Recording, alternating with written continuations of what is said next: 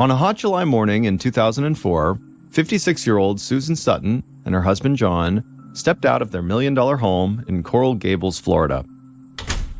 It was one of those days in South Florida when the temperature was a hot 90 degrees Fahrenheit, but the humidity made it feel even hotter. Susan could already feel sweat on her arms, and her shirt was sticking to her skin as she and John walked to their car parked in the driveway. But the heat didn't bother Susan. She loved the summer weather. Susan climbed into the passenger seat of the car, and her husband John got behind the wheel. They pulled away from the house and then headed through Coral Gables towards a nearby town where they were going to have breakfast with their son and his fiancée. Susan was average height, and she had a bright smile with perfect teeth. She had dirty blonde hair, but she sometimes missed dyeing it bright blonde like she'd done when she was younger. As for her husband John, he was tall with graying hair and blue eyes. When Susan and John were a young couple, people couldn't get over how good they looked together, like a fairy tale couple. And even as they got older, most people who knew them thought Susan and John were a perfect pair who had everything you could ever ask for. As the couple drove along, Susan glanced out the window and watched the city pass by. Susan had lived in Coral Gables since she was 13 years old, and as far as she was concerned, there was no better place to live in the whole world.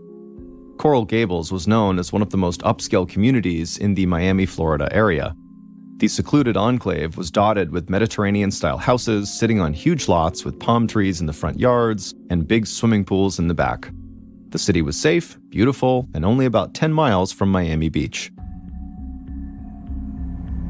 In the car, Susan and John talked about their work for a while. John was a very successful attorney, and Susan managed his and his partner's law firm.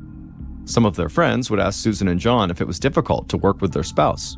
They figured always being together must get old at some point. But Susan said she loved working with John and managing his office, and she said John's partner, a gifted lawyer named Teddy Montoto, and all the employees at the office were like extended family. So she barely even saw the law firm as work. After driving for about 45 minutes, John turned onto a residential street and he parked the car in front of a new townhouse. John and Susan got out of the car, and they walked up to the townhouse front door. They had bought this townhouse for their son and his fiancée about a month earlier, and they couldn't wait to see what the young couple had done to the inside of their new place. Susan knocked on the door, and then her 25-year-old son, Christopher, opened it up with a huge grin on his face. Christopher was a big guy. He was over 6 feet tall, and he weighed about 250 pounds. So when he hugged his mom, she almost disappeared in his arms. Christopher led his parents inside, and right away Susan could smell food cooking in the kitchen. Christopher beamed while he led his parents through the townhouse and showed them all the new furniture and decorations that he and his fiancée, Juliet Driscoll, had added to the place since they'd moved in. While Christopher gave his parents a tour of the place, Juliet shouted out "hello" from the kitchen, and then she came out and joined everybody in the living room a couple of minutes later. Juliet was 23 years old, and she was pretty with long brown hair. Susan and John both said that she kind of reminded them of the hippies, the free-spirited folks they'd grown up with in the 1960s. Juliet hugged Susan and John and told them how excited she was that they'd come over for breakfast. Susan and John had treated Juliet almost like their own daughter ever since the time she and Christopher had begun dating. And now Susan and John were thrilled that the two of them were planning their wedding. And Susan and John were also very happy that they'd been able to provide Christopher and Juliet with such a wonderful place to live as they began this new phase of their life together. Christopher led his parents into their small dining room, and then John and Susan took a seat at the table. Then Christopher went into the kitchen and he helped Juliet bring out all the food. After the food was served, they began to eat, and as they did, the whole group began to talk, mostly about work. Juliet was the receptionist at John's law firm, and she knew he was in the middle of a huge case, and so she asked him how it was going. Then the subject changed to Christopher and Juliet's wedding planning. Susan immediately got so excited hearing about the design for the invitations and the honeymoon they were going to take in Samoa, a collection of islands in the South Pacific. Susan was excited, like most other moms would be when their oldest child was finally getting married, but there was actually more to it than that for her. Because there was a time in Susan's life when she had believed she would never have kids. 30 years earlier, back in 1974, Susan and John had been set up on a blind date. And within a few minutes of meeting each other, they both decided that going on that blind date was the best decision they'd ever made.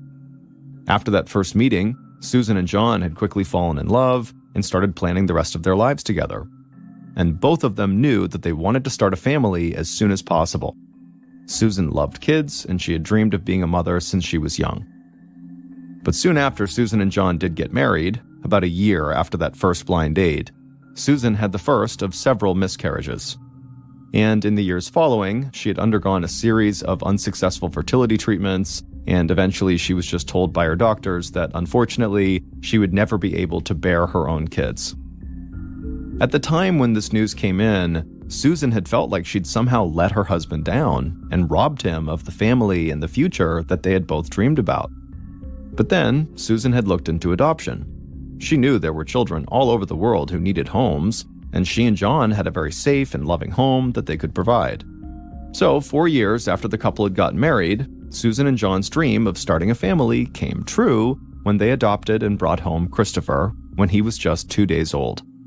Then, 7 years later, they had adopted their daughter, Melissa, and their family finally felt perfect and complete.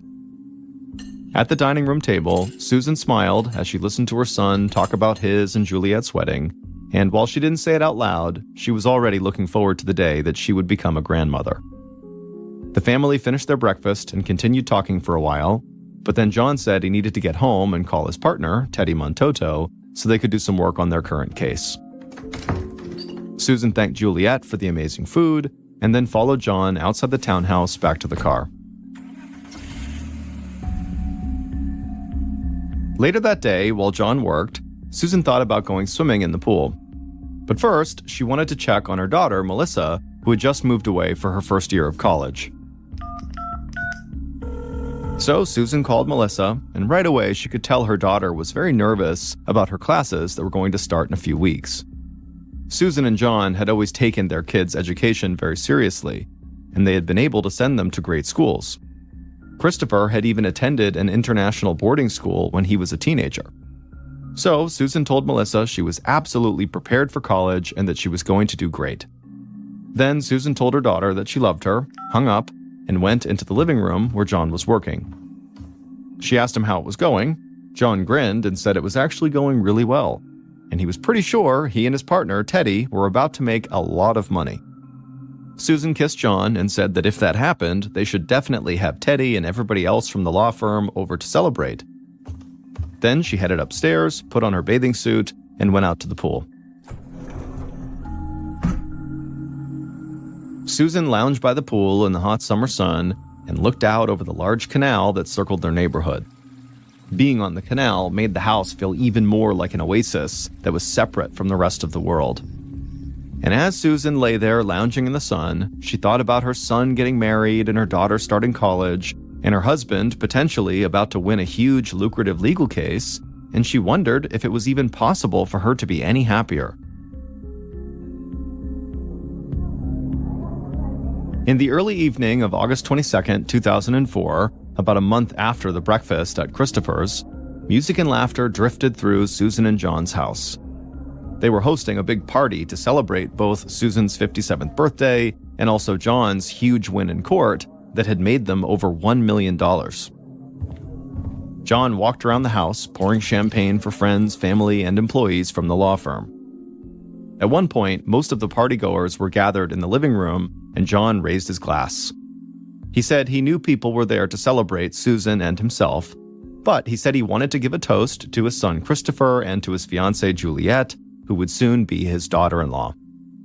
And so everyone else raised up their glasses and cheered on the young couple. Then John stepped away from the group and then returned shortly after, but this time with his phone in his hand. He held the phone up, and his daughter Melissa said hello to everybody. Then she wished her mom a happy birthday and said how bummed she was that she couldn't be there. Susan told Melissa that she missed her too, but she said that she was so excited that Melissa was actually starting her college classes now and was really getting into the flow of life in college. Susan hung the phone up, and as she did, she heard a fork clinking against a glass. She looked across the living room towards the sound, and she saw that John's partner, Teddy was now getting ready to make another toast. Once everyone was listening, Teddy stopped clinking the glass, and then he told everyone in the room how lucky he had been to meet John and get to work with him, and how Susan and the kids had made him feel like he was a part of their family. Melissa even referred to Teddy as her godfather. Then Teddy toasted to the birthday girl, Susan, shouted cheers, and downed his drink, and everybody else did the same. The party lasted for a few hours, and then everybody started to clear out. Christopher and Juliet wished Susan happy birthday again, and then they left, and then Teddy and the rest of the law firm employees left not long after them. At about 10 p.m., John headed to the main bedroom to lie down and watch some of the Summer Olympics on TV. Susan got dressed for bed, she kissed John goodnight, and then she walked down the hall to the guest bedroom. Lately, Susan had been sleeping in that guest bedroom because John often stayed up late either working or watching TV to wind down from work.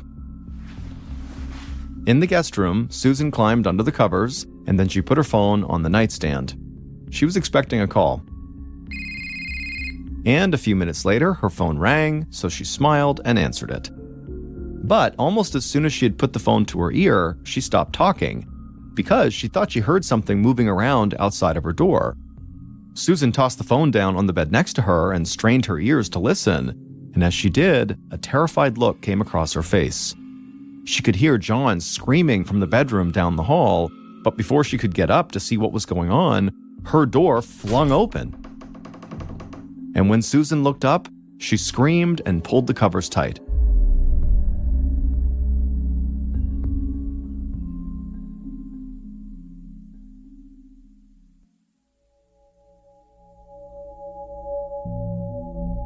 At 10:30 p.m., so just minutes after the door to Susan's bedroom had swung open, John crawled across the floor in the main bedroom. He could feel warm blood running down his face from both of his eyes, and he couldn't see anything. Pain ripped through his face, his arms, his hands, but somehow John managed to grab the bedside table, and he pulled himself up to his knees. He ran his hands along the table and felt his phone. He grabbed it, flipped it open, ran his fingers over the numbers on the keypad, and dialed 911. When the emergency operator picked up, John yelled out that he'd been shot, and then he shouted his address and said he did not know if his wife was okay. Then, with the phone still in his hand, John crawled across the floor to the bedroom door. He grabbed the doorknob and got to his feet. The pain at this point was agonizing. But John stumbled out into the hall, and he staggered towards the front of the house, feeling his way along the wall the whole time. The 911 operator said police and paramedics were on the way, but John could barely understand what they were saying. His ears were ringing, his breath was labored, and he felt himself starting to lose consciousness. Minutes later, John made his way to the front door, still unable to see anything, but he reached out and grabbed the doorknob and used whatever strength he had left to throw the door open. Outside, he could hear sirens wailing in the distance as cars and trucks sped towards his house. A minute later, an ambulance pulled up out front, and a Miami-Dade County paramedic leapt out and ran towards the house. The young man couldn't believe what he was seeing. John had multiple open wounds and was losing massive amounts of blood. The paramedic had no idea how John had been able to get to his feet and make it outside considering his wounds, but either way, the paramedic rushed over to John and told him he was here to help, at which point John felt for the EMT and just collapsed into his arms.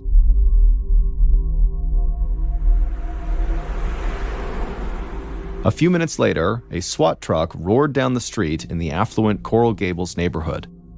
John and Susan's neighbors had already stepped outside of their houses when the ambulance arrived, and they had watched as John was loaded into the ambulance on a stretcher before it sped down the street. Now, most of the neighbors stood there in total shock. SWAT vehicles were not something they were used to seeing. The SWAT truck came to a stop outside of John and Susan's house, and several members of the Miami Police Department SWAT team stepped out. They crouched down low with their weapons in hand and all their tactical gear on, and they slowly approached the front door. When the 911 call had come in, it wasn't clear if there was still a perpetrator on the premises, so police were just not taking any chances, hence the SWAT team. One of the SWAT officers approached the front door and fired a concussion grenade into the house. A concussion grenade creates a really loud bang and bright light, and it can release low-density fragments to temporarily incapacitate anyone who is within the explosion area. After the concussion grenade had exploded, several SWAT officers immediately entered the house and began doing a sweep of all the rooms. 2 officers walked down the hallway towards the guest bedroom. The door was open, and they entered with their weapons drawn.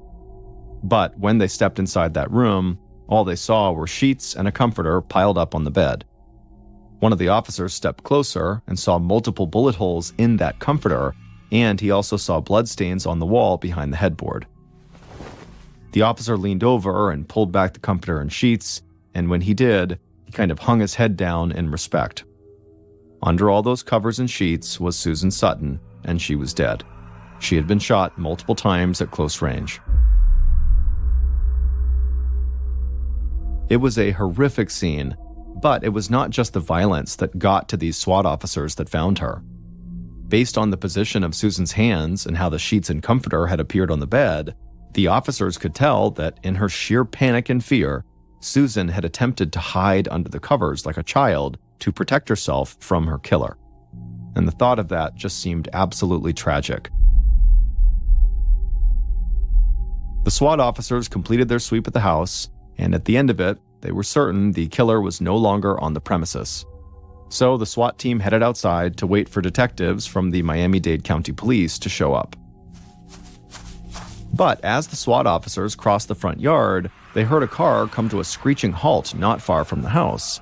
And then they saw that car's door fly open, and a man jumped out and began running towards them with a gun in his hand. The SWAT officers jumped into action and shouted at the man to put his weapon down, and this man quickly obeyed, holstering his weapon and raising his hands up into the air. And as soon as he did, one of the SWAT officers rushed over to confront him, to figure out why he was here and why he was brandishing a weapon. The man said he was just there to help because he knew there had to have been a shooter in the house. The man introduced himself as Teddy Montoto, John's partner at the law firm. The officer said he didn't care who he was. He just wanted an explanation of how Teddy could possibly know there had been a shooter inside of the house, because the police had not made any announcements of any kind about what was going on at this property. Teddy looked at the SWAT officer and said he knew there was a shooter inside the house because he'd literally heard gunshots when he was on the phone with Susan Sutton. Later that night, detectives Larry Bellew and Art Nanny of the Miami-Dade County Police stood in the Sutton guest room, staring down at Susan's body.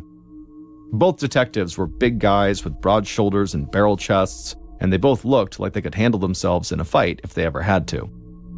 Like the SWAT officers who had discovered Susan, it hit these detectives hard that Susan had desperately tried to save herself by hiding under the covers before she was killed.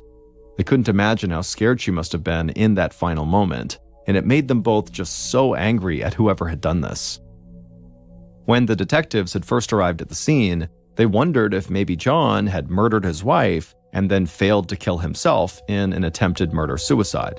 But the detectives had contacted paramedics and doctors at the hospital that John had been taken to, and medical personnel made it clear that John had multiple defensive wounds on his hands and forearms, so they were certain somebody else had shot him. Doctors also told detectives Bellew and Nanny that John had been placed in a medically induced coma because he had been shot in the head. A medically induced coma could help protect John from suffering brain damage if he even lived. So Bellew and Nanny knew that they could not talk to John to try to learn what had happened inside the house that night. Forensics officers and ballistics experts in the room told the two detectives that they had found enough evidence to determine that Susan had been killed by being shot at close range with a handgun. So as the forensics team continued to work, Bellew and Nanny thought they might already have their primary suspect, John's partner, Teddy, who had arrived out of nowhere waving a handgun around.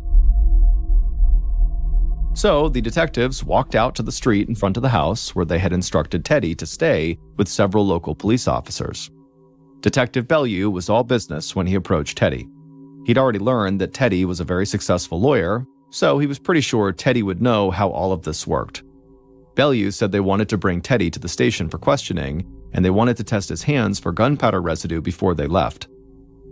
Teddy said he understood, and he told the detectives that they would most likely find gunpowder residue on his hands because he'd actually been at the shooting range earlier that day.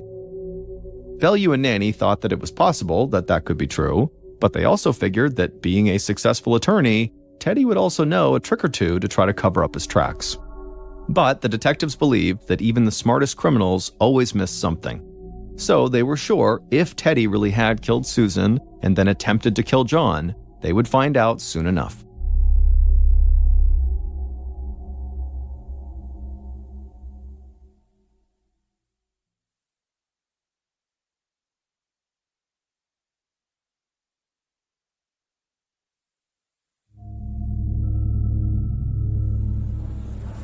In the early morning of August 23rd, a few hours after Susan's murder, her son Christopher was sitting outside the hospital room where his father was in a medically induced coma. And as Christopher sat there, he was listening to his little sister Melissa cry on the phone. Christopher and his fiancée had left the party at Susan and John's the night before and gone to a late movie. And when he got out of that movie, Christopher saw that he had a bunch of missed calls from Teddy, friends, and family. And not long after that, he had learned what happened to his parents. Christopher had at least been with his fiancée when he got the news about his parents, but he felt absolutely terrible that his younger sister was alone in her college dorm room in a place where she really still didn't know that many people. Christopher had always been very protective of Melissa when they were growing up, and even when he'd left the country to go to a boarding school overseas, he'd missed his sister more than anybody else. Outside the hospital room, Christopher listened to Melissa continue to cry on the phone, and as she did, he wished he could do more to comfort her. But Christopher told Melissa that he was still trying to figure out what had even happened and what was going on now, and he said he was really worried that whoever had killed their mom might actually show up at the hospital to try to finish the job on their dad. This sent Melissa into a complete panic, and she began saying she needed to come home right away, but she didn't have her car at school. Melissa said she knew Christopher needed to stay with their dad, so she would call Teddy, the man she referred to as her godfather, to come pick her up.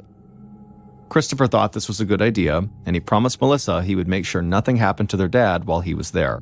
They said they loved each other and then hung up. Then Christopher went back inside the hospital room to be by his father's side, while Melissa quietly packed a bag in her dorm room and tried to get a hold of Teddy.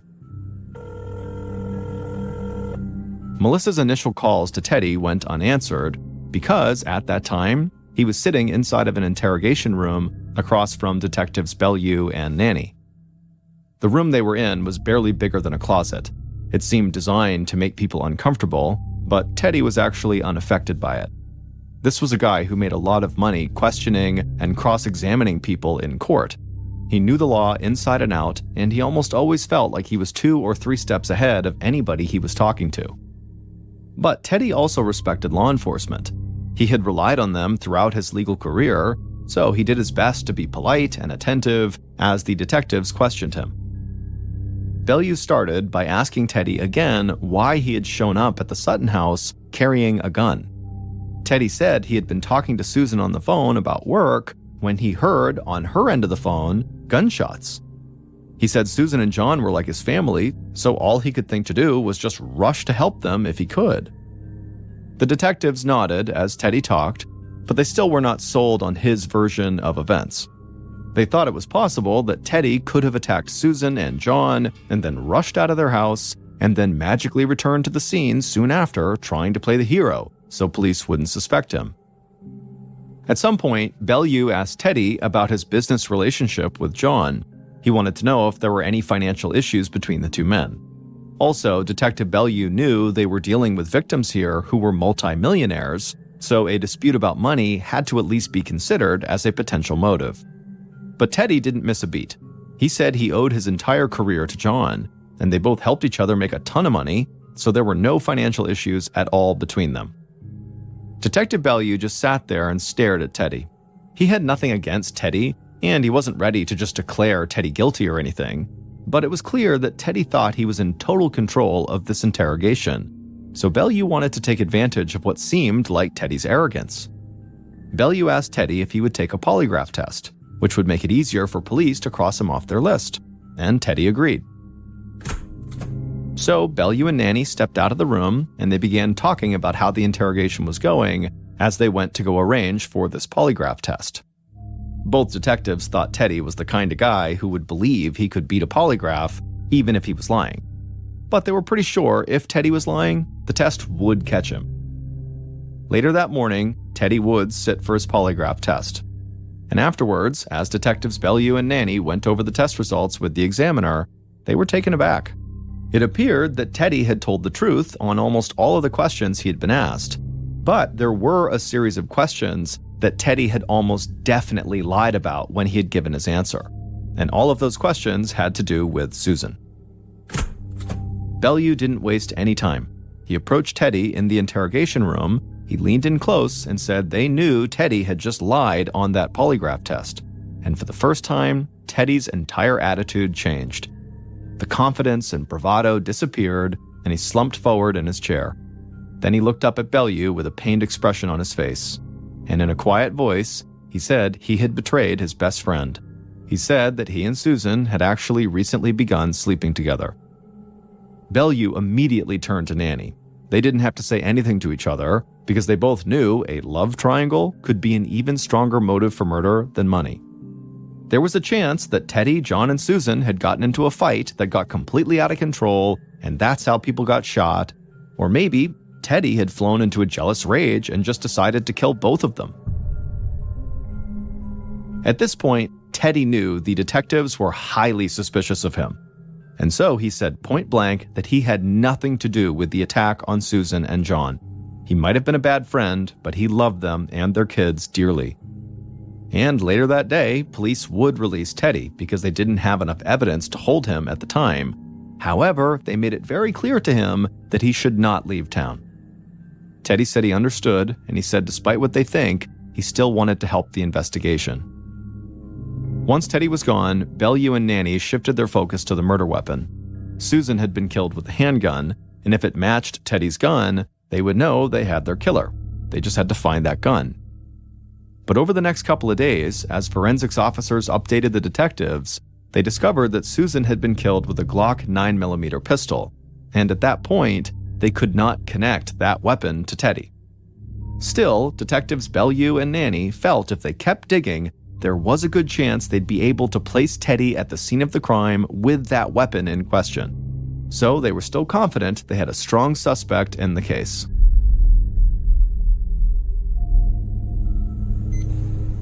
In early September of 2004, so a couple of weeks after the murder, John suddenly sat up in his hospital bed, trembling. He had recently come out of his medically induced coma, and doctors had told him that one of his eyes had been removed, and in his other eye, the optic nerve had been severed, which meant he was blind. Now, John had accepted that he would be blind for the rest of his life, and so he couldn't understand right now why he was seeing someone dressed in all black lurking in the corner of his hospital room.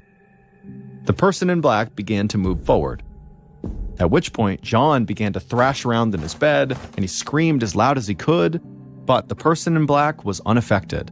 They just kept moving closer and closer to John's bed. And then when they were right next to John, the person in black raised a gun and aimed it right at John. John screamed over and over again, and he tried to force himself out of his bed, but he just couldn't do it. And then John felt someone grab him, and he screamed and shook even more.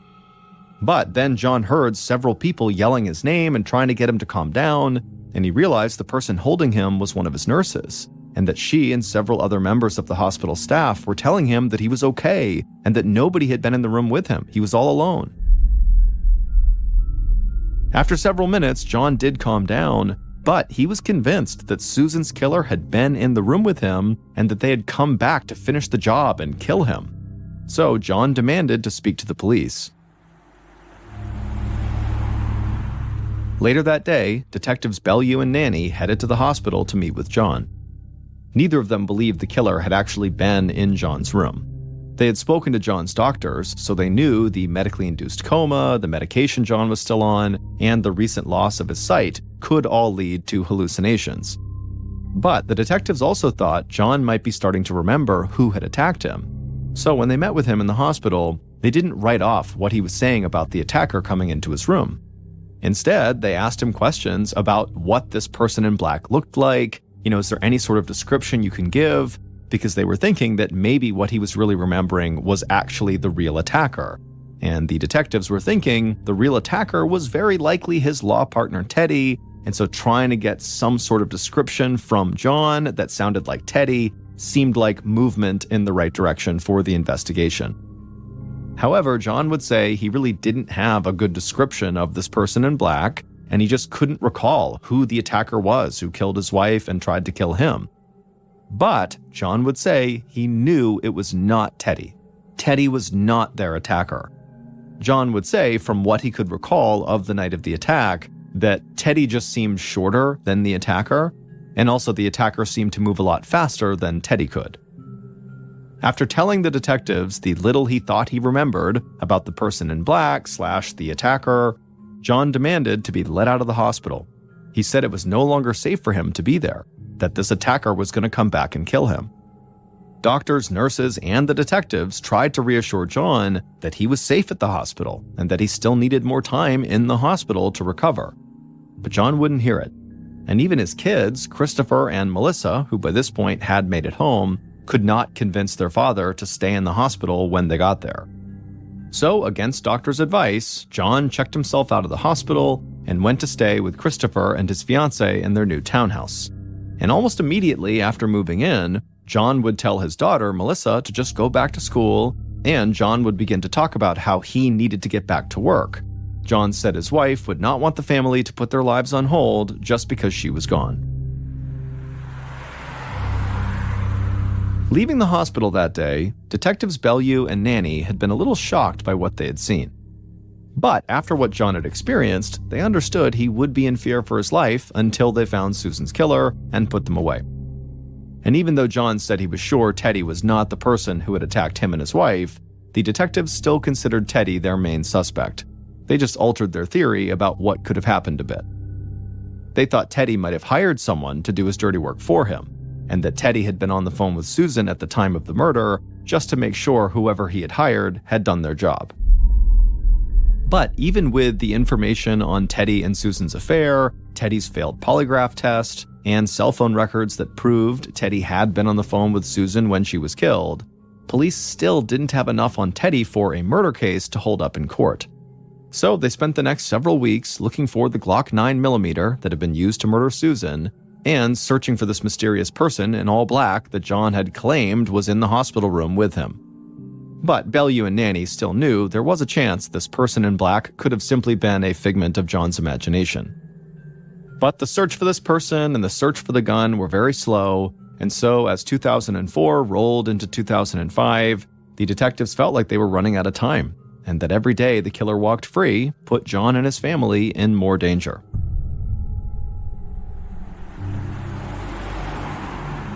On March 16, 2005, almost 7 months after Susan's murder, Detectives Bellew and Nanny raced towards a small town less than an hour away from Coral Gables. They had gotten a call from local police who had just busted a petty drug dealer on a marijuana charge, and it turned out the dealer had a criminal record, including a recent charge for threatening 2 people with a Glock 9mm pistol. When Bellew and Nanny had gotten the call, they did a quick background check on the drug dealer, and they became convinced the drug dealer was connected to Susan's murder in some way. Bellew and Nanny arrived at the local police station, and an officer led them to a small interrogation room where this drug dealer was waiting for them. And after only a few minutes, and with almost no push from the cops, this drug dealer made it very clear to them who they thought killed Susan Sutton.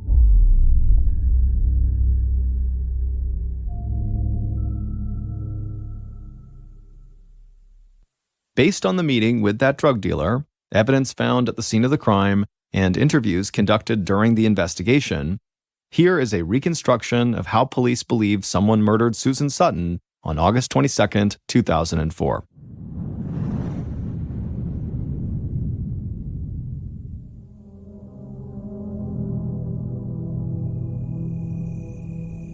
On that August day, at around 10 p.m., the killer walked through the shadows down the street towards Susan and John's house. They wore black jeans, a black long-sleeve shirt, black boots, and had a black knit mask pulled down over their face. They also had a Glock 9mm pistol clutched in their hand. The killer glanced at the large houses that lined the street and imagined all of the stuff inside of them that must be worth stealing. But the killer had a mission to accomplish, so they turned their eyes back to Susan and John's house. A few minutes later, the killer crouched down as low as they could and ran to the side of Susan and John's house. There was a sliding glass door there that they knew did not lock properly. So they grabbed the door handle, leaned into the glass with their shoulder, which was all it took, and they slid the door open. The killer stepped into the dark home. They could hear a TV coming from the bedroom at the end of a long hallway. So they ran down the hall, passing another bedroom on the way. They got to the main bedroom at the end of the hall, and they threw open the door. And when they did, they saw John, who looked up from the bed with a look of sheer horror on his face. The killer took a few steps into the room, which was only lit by the flashing of the TV screen. The killer then raised their gun and fired. John screamed, tumbled from the bed, and fell to the floor. The killer immediately turned around and rushed out of the room and back down the hall. They came to the guest room, they threw that door open, and they saw Susan on the bed. Susan screamed and pulled the covers over her head, but the killer just walked towards her, raised their gun, and fired 6 shots directly into Susan. Bullets ripped through the comforter and sheets and struck Susan in the hands and also in her head, and she would die right there in her bed, her body slumped below the pile of covers on top of her. After that, the killer casually left the room and started walking back towards the sliding glass door that they'd used to enter the house. But when they got there, they heard a noise coming from the main bedroom. The killer immediately froze and then reflexively checked their gun to make sure they still had ammo. They'd lost count of how many times they'd fired their gun, but when they checked, they saw they were still all set. They had enough rounds. So the killer took a breath, they turned around, and marched right back down the hall. They walked back into the main bedroom, and they saw John trying to pull himself across the floor. The killer hesitated. The sight of John in agony somehow seemed far worse than a dead victim covered by bloody sheets. But the killer shook that off, and they raised their gun. John looked up, shouted something at the killer, and held his hands in front of his face to try to protect himself. The killer fired, and John immediately felt a bullet rip through the tip of one of his fingers and strike him in the face. Then another bullet tore through John's arm and struck him in the left temple. John collapsed on the floor in a pool of blood, and the killer assumed he was dead. The killer at this point rushed out of the bedroom, ran down the hall, and out the sliding glass door they had come in. The street was still quiet, but the killer was worried somebody might have heard the attack in the house. So they put their head down, started running, and weaved their way around the streetlights until they got to their car that was parked a few blocks away. The killer got into the car and drove off, and after they had gotten far enough away from John and Susan's neighborhood, they took off their mask and threw it onto the passenger seat. Then they grabbed their phone out of their pocket and made a quick phone call, but when it went to voicemail, the killer did not leave a message. They knew the person they were calling would call back as soon as the movie they were watching was over. Police had been right in their belief that the person who had killed Susan and tried to kill John had been hired to carry out the murder by someone else. But it was not Teddy, John's law firm partner who was having an affair with John's wife, Susan, who had hired the killer. It was Susan and John's adopted son, Christopher. It turned out that the boarding school Christopher had been sent to as a teenager wasn't some sort of upscale school for rich kids. It was a school located in Samoa that employed corporal punishment and hard labor to try to alter the behavior of children whose parents basically believed their kids needed some form of severe discipline. And when Christopher was a teenager, his parents, Susan and John, had started to believe that he was turning into this violent young man who they couldn't get under control. Christopher had physically threatened Susan and had even written down notes about how he could murder his parents to get their money. And so after local boarding schools had failed to change Christopher's behavior, Susan and John made a drastic decision. In the middle of the night, when Christopher was 16 years old, he had been taken from the home against his will, driven to the airport, and then shipped off to Samoa. And Christopher had never forgiven his parents for that.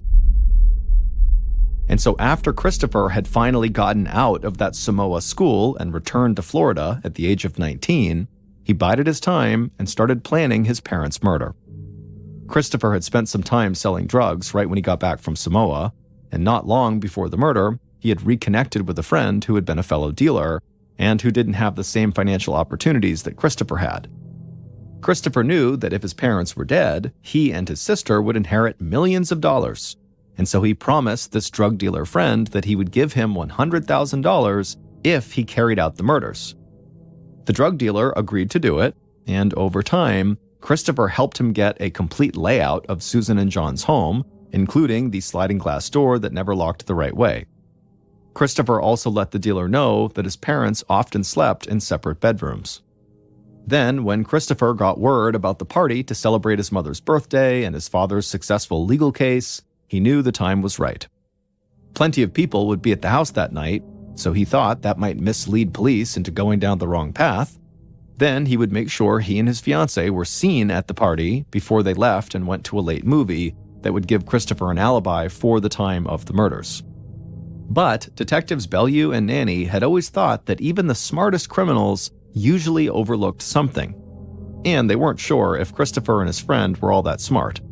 Because when Christopher's drug-dealing friend/hitman got busted on the drug charge, police discovered that he had called Christopher multiple times every day for months, starting just minutes after Susan's murder. And when they presented this call log evidence to the drug dealer, he quickly caved and confessed to the murder and immediately implicated Christopher as the guy who told him to do it. Then Christopher's fiancée admitted to police that Christopher had been talking to her about wanting to murder his parents since right after they met. She just never thought he would go through with it. And so police had more than enough evidence to arrest Christopher and bring the case to court. The drug dealer who actually pulled the trigger and literally killed Susan cut a plea deal and was sentenced to 30 years in prison. As for Christopher, who actually was the mastermind behind all of this, he was convicted of murder and attempted murder and sentenced to 3 life terms in prison without the possibility of parole. As of 2023, Christopher's father and would-be murder victim, John Sutton, continues to give money to experimental research programs that have the goal of giving people who have gone blind the chance to see again. On a hot fall morning in 1998, a 57-year-old cabinet maker named Kiam Beng stood outside of a shop in a rural Malaysian village waiting for a friend to pick up an order. Kiam Beng swatted away mosquitoes and looked down the road. His friend, Ash, was an hour late. He had promised to be there when the shop opened, but there was still no sign of him. In front of his workshop, Kiam Beng could see an orchard that grew durian, which is a popular fruit in Southeast Asia. Next to the orchard, another farm raised hundreds of pigs. Their familiar grunting echoed through the dense canopy of trees. Nearly everyone in town made a living as farmers, and Kiam Beng could smell the earthy aroma of freshly tilled soil and manure in the humid air. Kiam Beng eyed the empty road again and turned back to his shop. He didn't have a phone, otherwise he would have called to see where Ash was. But until Ash showed up, Kiam Beng was content to go back to his work while his dogs ran in and out of the workshop. But as the hours ticked by, Kiam Beng started to think that his friend might not come to pick up his cabinets at all. Finally, as Kiam Beng prepared to close up at the end of the day, a messenger arrived with a note from Ash. He had a headache and he was vomiting, so he wasn't able to go anywhere. Kiam Beng thanked the messenger and then finished closing up his shop and then started walking home with his dogs. The sun was setting over the lush green valley and he could just barely see bats fluttering in the durian trees. Kiam Beng was worried about his sick friend. The symptoms he listed were painfully familiar. There was a serious illness going around this town that the local doctors called Japanese encephalitis. Other people had become so sick that they couldn't move or speak, and still others had seizures and went into comas. Kiam Beng prayed that Ash wouldn't be one of the unlucky ones. As Kiam Beng kept walking down the road, He saw a giant truck slowly drive by that was billowing white fog into the air behind it. Kiam Bing had read that the Malaysian government was spraying the area to kill mosquitoes, which was how Japanese encephalitis was spread. The sight of the truck made Kiam Bing feel a little more at ease. Once the mosquitoes were gone, the disease would go away too. The next day, Kiam Bing spent the morning painting cabinets and playing fetch with his 2 dogs. Later in the afternoon, he heard a car rumbling down the road, and he looked up hopefully. The road wasn't usually very busy, and he'd checked every car that passed to see if it was Ash. But as this car got closer, he could see that it was the same messenger from the day before. The messenger pulled up and then got out of the car and walked up to Kiam Bing's shop.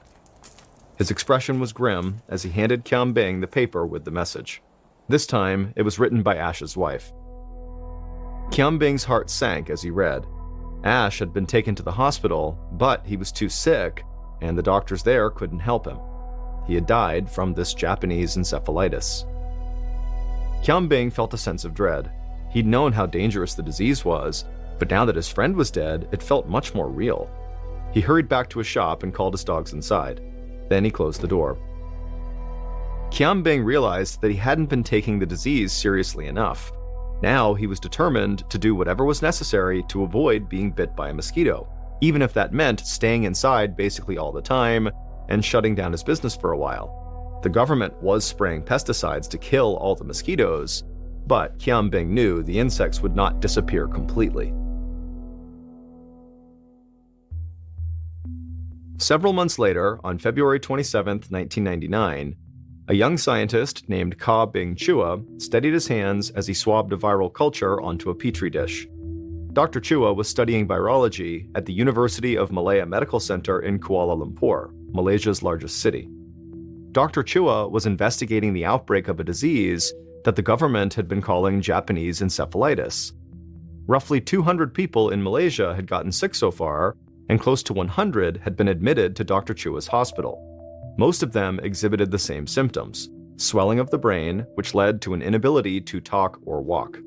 Many of the patients became fully paralyzed or fell into comas. The fatality rate was staggering. 2 out of every 5 people who became infected died, making the outbreak almost as lethal as the bubonic plague, which wiped out a third of Europe's entire population during the Middle Ages. Dr. Chua's university had conducted a variety of tests to confirm that all the sick patients were positive for Japanese encephalitis. However, the results of these tests were inconclusive. There were at least a few researchers who felt they couldn't be exactly sure what was making all these people sick.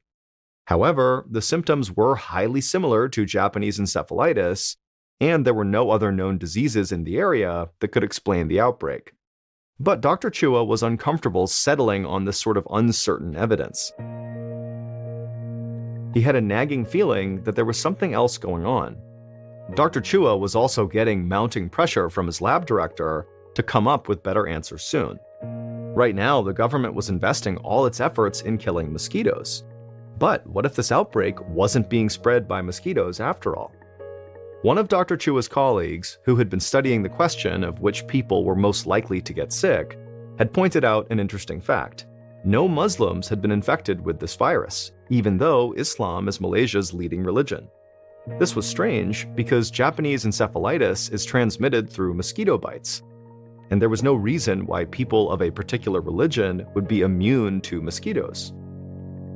This made Dr. Chua even more skeptical that the patients they were studying had Japanese encephalitis. So he decided to run his own tests. He was going to isolate the disease right there in his lab so he could get a better look at it. Dr. Chua hand-selected cerebrospinal fluid and serum samples from patients whose symptoms most closely resembled Japanese encephalitis. Then he put each one in a sealed dish and tucked it into an incubator that warmed it to the temperature of a human body, 98.6 degrees Fahrenheit. Then Chua waited. He hoped that the warmed-up fluid samples would create the perfect environment for the disease to show itself. If successful, Dr. Chua would eventually be able to cultivate highly concentrated and highly lethal dishes full of the disease that he could study. Nearly 1 week later, Dr. Chua pulled the cultures from the incubator. While the samples had been incubating, 5 more patients had been admitted to a nearby hospital with the same deadly symptoms. Their fluid samples were sent to Dr. Chua's department. Dr. Chua knew that every second counted. If this disease was not Japanese encephalitis, and Dr. Chua was able to identify what it really was, then doctors might be able to find a cure and save everyone who was already sick. Dr. Chua slid the samples under his microscope and then stooped down to look through the eyepiece. His experiment with the incubator had worked. The dish was jammed full of invading microbes. But when this virus was exposed to animal cells, the nature of its deadly effect was unexpected. Dr. Chua wasn't sure what he was looking at, but it definitely was not Japanese encephalitis. Dr. Chua knew he needed to show his boss, who was the head of the department at the university, right away, and so Dr. Chua sprinted out the door to find him. 20 minutes later, Dr. Chua's boss was examining the same culture under the microscope. Dr. Chua stood nearby, his stomach churning with anxiety. He knew his finding was significant, and they could save lives if they acted fast. But after a long moment, Dr. Chua's boss finally stood and just shook his head. He interpreted the results differently and didn't see enough evidence to prove that the virus was new. He argued that the virus's strange behavior could be due to normal variations in the culture, or even that the culture could be contaminated. He still believed that the results were consistent with this being Japanese encephalitis. He told Dr. Chua to throw the sample away. Dr. Chua was shocked. He knew that his experiment was not contaminated, but he also knew better than to outright challenge his superior. However, Dr. Chua knew he could not back down completely. There was too much at stake. He just needed to find the right moment to convince his boss. 4 days later, on March 9th, Dr. Chua got his chance. He was driving with his boss and 2 other colleagues returning from a meeting. The rain was coming down in sheets, and their car was inching forward in heavy traffic. It gave Dr. Chua a captive audience. Dr. Chua glanced at the men and then leaned forward in his seat, making sure he had his boss's attention. Dr. Chua cleared his throat and then quickly launched into his theory. He emphasized the virus's unique effect on animal cells and said the variation was enough to prove that they were dealing with something unknown. The disease they were fighting was caused by an entirely new virus, he said, and they needed to take action immediately. The sickness had already spread to several other Malaysian states and hopped the border into Singapore. As Dr. Chua described his findings, his colleagues' expressions showed signs of concern, but Dr. Chua's boss remained neutral. He pressed on, explaining that while he was sure they had discovered a new virus, their lab's equipment was not yet powerful enough to identify it. He argued that they really needed to send the cultures to the Centers for Disease Control and Prevention in the United States. The CDC had the right equipment, and it was in their best interest to help. This wasn't simply an outbreak affecting people in Malaysia. It had the potential to become a global pandemic with devastating consequences if they didn't control it quickly. The air in the car was thick with tension as Dr. Chua waited for his boss to react. Finally, his boss cleared his throat and spoke. Dr. Chua's theory had merit, he said, and he would think about it overnight. Then the car they were in pulled up to Dr. Chua's boss's home, and his boss climbed out and walked away in the pouring rain. The next morning, Dr. Chua woke up to the sound of his phone ringing. It was his boss. He told Dr. Chua that he'd made some calls, and a travel visa was being expedited for Dr. Chua to get to the United States. Dr. Chua was so relieved, and he thanked his boss, and then he rushed to the hospital to prepare the virus samples for a trip to America.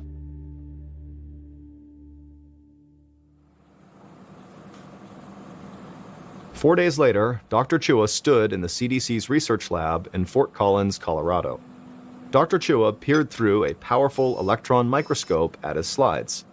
This awesome device was literally thousands of times better than anything Dr. Chua was using at magnifying samples, giving Chua a much more intimate look at his adversary. Underneath the lens of the microscope, his virus cultures revealed tiny ring-like formations covering the slide. He blinked and looked again to make sure. Now, Dr. Chua knew for certain that the scientists in Malaysia had misidentified the virus. But Dr. Chua did not feel excitement or pride that he had been right. Instead, at that moment, he felt terror. The type of virus on that slide was far deadlier than Japanese encephalitis, and it wasn't spread by mosquitoes. But, based on the virus's unique characteristics, Dr. Chua was almost positive he knew what was spreading it. He needed to report his findings immediately. Dr. Chua flagged down one of the CDC's scientists and asked for the nearest telephone. After he finished his call to his boss in Malaysia, he showed his discovery to CDC officials. They were instantly alarmed and agreed with Dr. Chua's assessment. The outbreak in Malaysia had the potential to kill millions of people.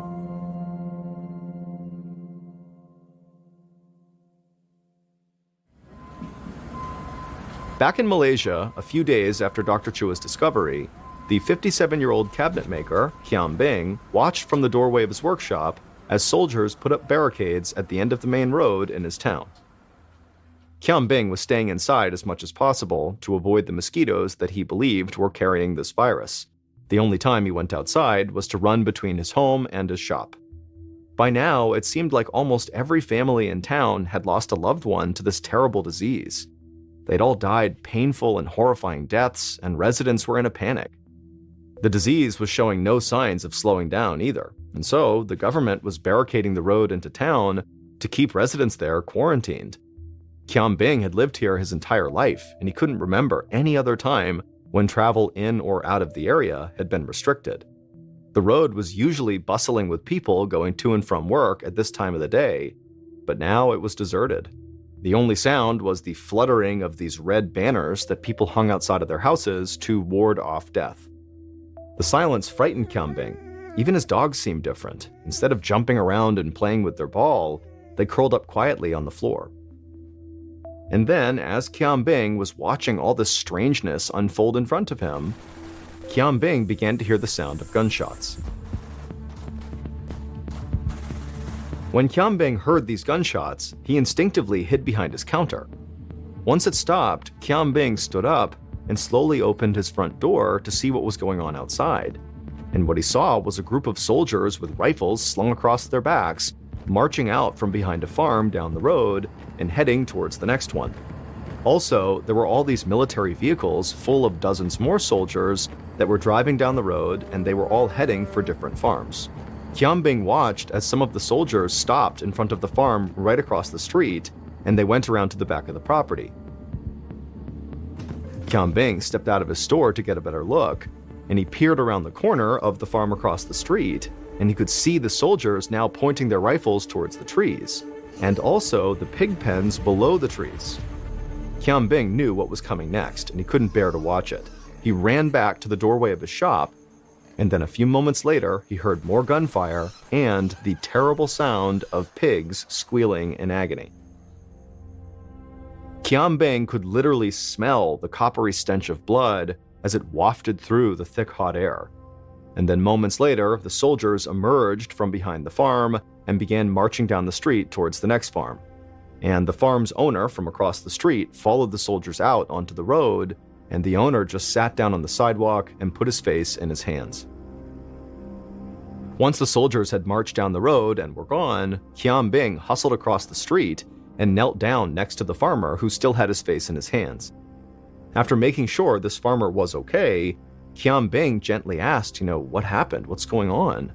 And the farmer just shook his head in disbelief, and in a shaky voice, he told Kiam Bing that the government had issued an order for all the pigs in this village to be slaughtered and buried. They told him that this would stop the terrible disease that had been killing people for months. Kiam Bing was shocked. He remembered that the government had sprayed the town for the mosquitoes to stop the disease. Now they were saying it came from the pigs? Kiam Bing returned to his shop and closed the door. He smiled at his dogs, who hadn't moved since he left. Kiam Bing felt badly for his neighbors, but at the same time, he was grateful that the mystery of this disease seemed to be solved, and that now Kiam Bing really was safe. It was nearly impossible to avoid all mosquitoes like Kiam Bing had been trying to do, but he had no reason to interact with pigs, which apparently were the reason this disease was spreading, and so Kiam Bing really felt like he was going to be okay. 2 days later, Kiam Bing woke up feeling feverish. His head was pounding and he couldn't pull himself from the bed, His skin felt like it was on fire. In a panic, he realized that he must be sick with this mysterious disease. Qianbing didn't understand how this was happening to him. He hadn't gone near any pigs. But Qianbing didn't have time to worry about that. He needed to get to a hospital. He managed to drag himself out of bed and stumbled over to a neighbor's house where he knew there was a phone. He begged the neighbor to please call him an ambulance, and then Qianbing collapsed to the ground. A few minutes later, the paramedics arrived and took Qianbing to the nearest major hospital, which was about 50 miles to the north, at the University Hospital in Kuala Lumpur. The intake nurse in the emergency room asked Qianbing to describe his symptoms and when they started, and Qianbing, who had been strapped to a gurney for the entire ambulance ride, felt his voice stick in his throat. To his horror, he couldn't respond. He tried to swallow, but it was no use. He was totally paralyzed. Qianbing could see the nurse's eyes widen in alarm. He watched, terrified, as the nurses wheeled him through the hospital, helpless as he felt his body lock around him. It didn't take long to confirm that Qianbing's sickness was indeed the same virus that Dr. Chua had identified in Colorado at the CDC research lab. But that knowledge didn't help Qianbing's doctors. Shortly after he was admitted, Qianbing fell into a vegetative state and then died.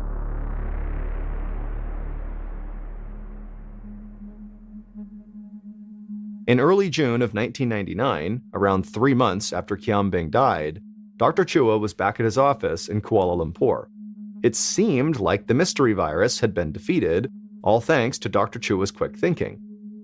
But Dr. Chua wasn't sure if the mystery really was completely solved. The virus he had identified at the CDC's lab was called a paramyxovirus. This virus is transmitted from livestock animals to people, and many of the patients who had caught it worked with pigs. It wasn't affecting Muslims because they didn't eat pork. But many people in the country did eat pork, so Dr. Chua and a team of experts had advised the Malaysian authorities that if they wanted to stop the disease, they would have to make the difficult decision to kill as many pigs as possible in the affected areas. The government reacted quickly and sent squads of soldiers to eliminate over 1 million pigs. And after they did that, sure enough, cases of this mysterious disease started to dwindle. When it came to naming the virus, officials looked to the small pig farming town it had originated in and where Qianbing, the cabinet maker, was from, Nipah. They would call it the Nipah virus. But something kept bothering Dr. Chua. Most of the Nipah virus victims were farmers who had direct contact with infected pigs, which made sense. But nearly 20% of the patients had minimal or no contact with the animals, but they still got this disease. Qianbing, the cabinet maker, was one of those unlucky 20%. Dr. Chua knew that Qianbing must have caught this disease somewhere, and if it wasn't from pigs, then where did he get it from? Could it be that another animal was spreading the Nipah virus in addition to the pigs? Chua started to wonder if pigs really were the source of the virus or if they were just a carrier. Maybe, he thought, the true source of the virus was another creature altogether.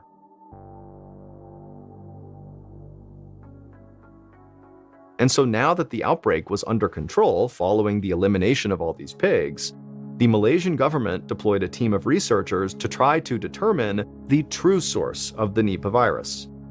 As the scientists investigated, they found that the Nipah virus was closely related to another virus that had caused a small outbreak in Australia a few years earlier. At the time, researchers had been able to identify the source of the outbreak. It was fruit bats. So now, Malaysian researchers quickly zeroed in on an extraordinary type of bat called the flying fox, which lived near the village of Nipah and throughout the country. These animals, among the largest bats in the world, can have wingspans of up to 5 feet, but they're not normally harmful to humans. They mostly mind their own business, feeding on fruit trees like durian, which was one of the primary crops grown in Nipah. But when researchers captured some flying foxes for study, they found that a large number of them tested positive for Nipah virus. The virus did not seem to harm the animals at all, but the researchers suddenly realized that the bats themselves were doing enormous harm to the people all around them. The bats, not the pigs and not the mosquitoes, were the real source of this terrible disease. Here's how it worked. The bats came out at night to feed on the durian flowers, and as they did that, their droppings and urine would fall to the ground below them. When morning came, the pigs were let out of their pens, and they came into contact with the bat droppings and the bat urine that was contaminated with the Nipah virus. And so did other animals, like horses and dogs, and in turn, these animals passed it on to their owners. That's how people who did not work with pigs became infected, and that's how Qian Bing, the cabinet maker, got the virus. At some point, his dogs must have sniffed around some durian trees and come into contact with infected droppings, and then when Qian Bing went to play with them and the dogs licked his face, they passed the virus on to him. In the past, there had never been a Nipah virus outbreak because fruit trees like durian and the bats were far from any industrial animal farms. But as farming expanded in Malaysia, fruit orchards were planted right next to pig farms and other commercial areas, which allowed the disease to spread. The discovery that fruit bats were the real spreader of the virus allowed the researchers to truly understand how the Nipah virus operated. But it also meant that future outbreaks would be impossible to stop. The fruit bats responsible for the Nipah virus live throughout Africa, Asia, and the Pacific Islands. There's no way to effectively control their population or to stop them from eating fruit from commercial farms. So the only way to truly stop the Nipah virus is to create a vaccine for it. But scientists haven't figured out how to make one yet. In recent years, there have been more outbreaks around the world, striking fear into scientists and public health officials. The World Health Organization has labeled this virus as being a virus with catastrophic global pandemic potential. If the virus ever becomes airborne, it could be transmitted through coughs, sneezes, or contaminated surfaces. If that happens, millions of lives will be at risk. And we might not be able to do anything about it.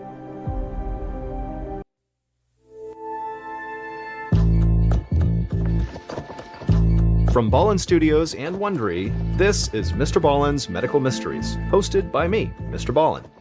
A quick note about our stories. We use aliases sometimes because we don't know the names of the real people in the story. And also, in most cases, we can't know exactly what was said, but everything is based on a lot of research. And a reminder, the content in this episode is not intended to be a substitute for professional medical advice, diagnosis, or treatment. This episode was written by Kinsey Clark. Our editor is Heather Dundas. Sound design is by Ryan Potesta. Coordinating producer is Sophia Martins. Our senior producer is Alex Benedon. Our associate producers and researchers are Sarah Vitak and Teja Palakonda. Fact-checking was done by Bennett Logan.